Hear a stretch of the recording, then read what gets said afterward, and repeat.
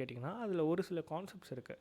இப்போ உங்களுக்கு இன்டர்நெட் யார் ப்ரொவைட் பண்ணுறா? ஐஎஸ்பி, அதாவது இன்டர்நெட் சர்வீஸ் ப்ரொவைடர். கரெக்டாக இந்த ஐஎஸ்பி கிட்ட உங்களோட ஐபி வச்சு லாக் பண்ணி இவங்களோட டீட்டெயில், அதாவது எஸ்டிஆர் சொல்லுவாங்க, சப்ஸ்கிரைபர் டீட்டெயில் ரெக்கார்டு. இன்னொரு எஸ்டிஆர் இருக்குது நம்ம சைபர் செக்யூரிட்டி டேர்ம்லேயே, அது வந்து சாஃப்ட்வேர் டிஃபைன் ரேடியோ. இந்த எஸ்டிஆர் வந்து வேறு, இது வந்து சப்ஸ்கிரைபர் டீட்டெயில் ரெக்கார்ட் சொல்லுவாங்க. ஓகேவா?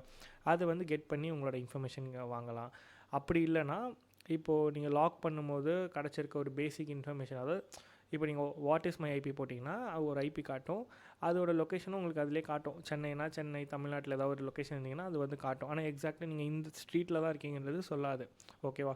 ஸோ அந்த மாதிரி ஒரு பேசிக்கான இன்ஃபர்மேஷன் தான் உங்களுக்கு எடுக்க முடியும்.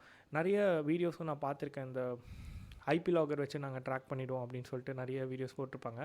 பட் ப்ராக்டிக்கலி நீங்கள் நிறைய பேர் பண்ணியிருக்கலாம், பண்ணாமலும் இருந்திருக்கலாம். அது வந்து சில இடத்துல ஒர்க் ஆகாது.